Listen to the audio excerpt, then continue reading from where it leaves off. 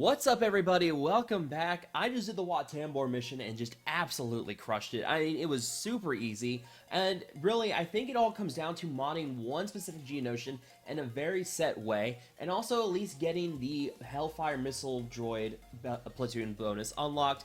That combined with this one Geonosian going super crazy fast, that allows you to just completely dominate the enemy team for this entire fight, going through 4 phases, and the final phase has Mace Windu, Ki-Adi-Mundi, and a couple other really tough clones, and they're able to just tear right through this. So obviously, in order to do this mission, you do have to have Geonosian Brood Alpha, and I do have the Zeta on his unique, but overall, not really required for this mission. I mean, the Zeta on the leadership does okay, but the Zeta on the unique is the one you want to go for first with the Brood Alpha anyways, because it gives you the pre-taunt with the Geonosian Brute, and this allows him to quickly go ahead and use conscription to heal up everybody at demand, and just kind of work your way through characters. And as you can see, I do have 6 dot mods on him, but I mean, in order to get Brood Alpha up here for this, you have to be at 7 stars anyways, so 6 dot mods, not necessarily a problem here. I'm going for speed on him, and I'm going for speed on Poggle the Lesser as well. I'm putting my best speed sets on them, and of course, I don't have to worry about the leadership for Poggle because I'm using Brood Alpha in the leadership slot. And then for Geonosian Soldier and Geonosian Spy, just doing crit chance and crit damage on Spy. In fact, I actually had no mods on Spy for this fight, so it was, I kind of gimped myself there, but I had no mods on Spy, and I think this goes back to one character needs a strict set of mods on him, and once you have those mods on him, you're pretty much set, and that is Geonosian Soldier. Now, what you keep in mind here is that his unique gives 9% crit chance to all Geonosians, which includes himself, and then he gains 50% Terminator when scoring a critical hit. Now, what you can do with this is take that 9% and then mod him for 91% base crit chance with mods, and then add in that 9% with his unique, and he is going to have 100% crit chance. So anytime he attacks, he guarantees a crit, and then he's able to get moving so much faster. Think of it like Clone Sergeant, where Clone Sergeant gains bonus turn meter whenever he scores a crit with his basic. With Geonosian Soldiers, anytime he lands a crit. So you have constant assists going on with Brood Alpha leadership here. Geonosian Soldier is constantly assisting, gaining that bonus turn meter, and his special Swarm allows him to call Geonosian ally to, or calls any ally to assist, and then it's bonus damage if that character is a Geonosian ally, and it's on a 2-turn cooldown, so you're spamming this a lot. Pretty much go for 91% crit chance on Geonosian Soldier. Now, how difficult is that?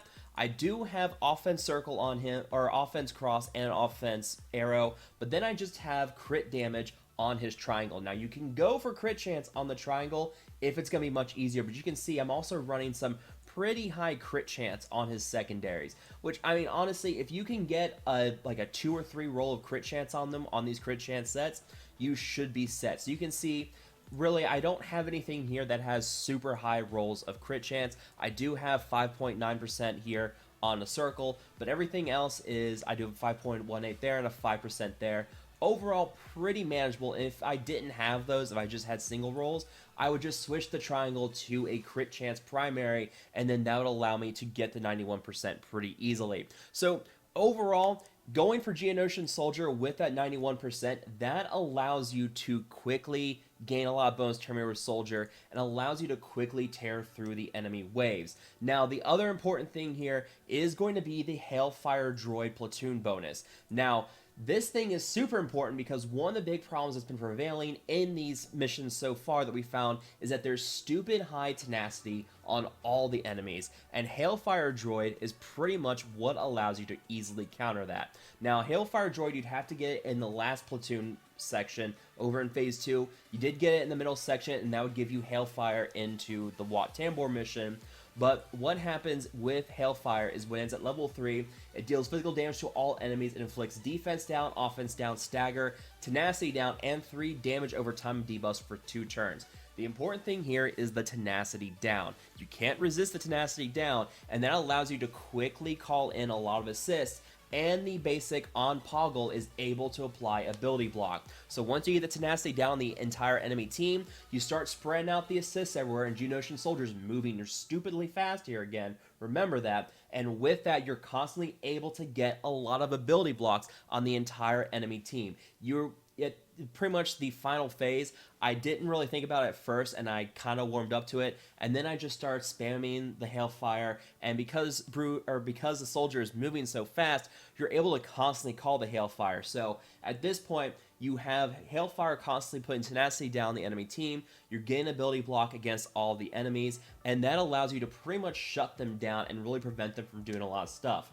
Now, Mace Windu did seem to be the final boss for my wave. I've seen Mace Windu for quite a few other people, so I think this may be preset with Mace Windu and Ki-Adi-Mundi and some other clones.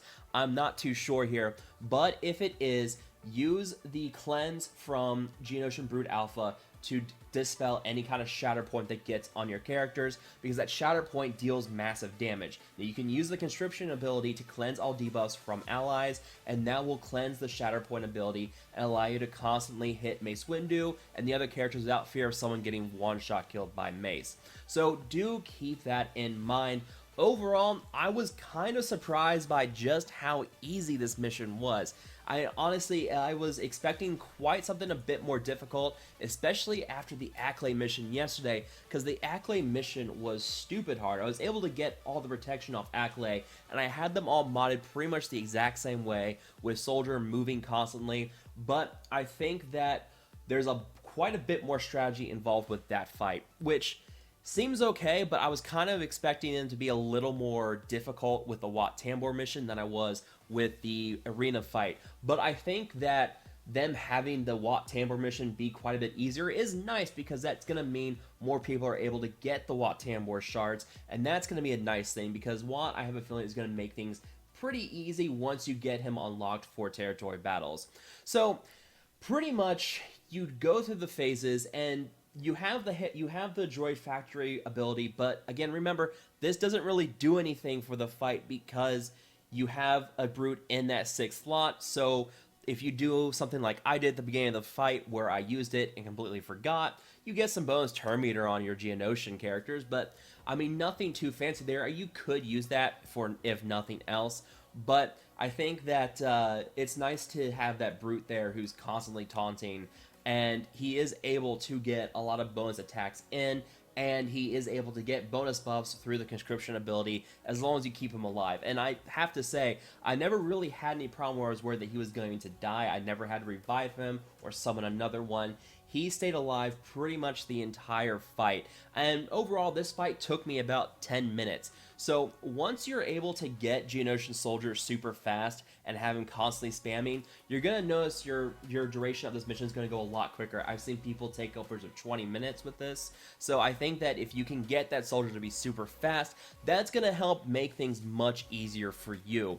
So overall, get Geonosian Soldier modded up to 91% crit chance. That is going to be the key for this. And then get the better speed mods on everybody else. Really, the mods outside of Geonosian Soldier are just kind of icing on the cake. They're whatever you can throw on the characters to make them better. Just making sure that Soldier is super fast and, well, with a lot of crit chance, that is going to make sure that you're able to tear through this mission pretty easily. And I think that is going to be the key for a lot of these Geonosian missions anyways. If you go back to the one in Phase 1, if you have a super fast Geonosian Soldier there, you're probably going to have a much better time with that mission than you would if you had him at a lower crit chance, because you're not spamming a lot of attacks. And also, Brood Alpha leadership does definitely help there as well. You can't really ignore that.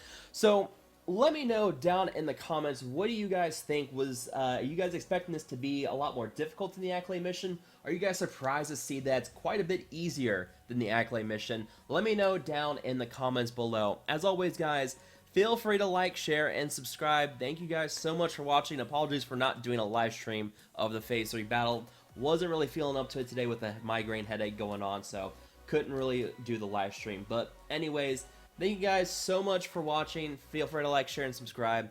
I will talk to you guys later.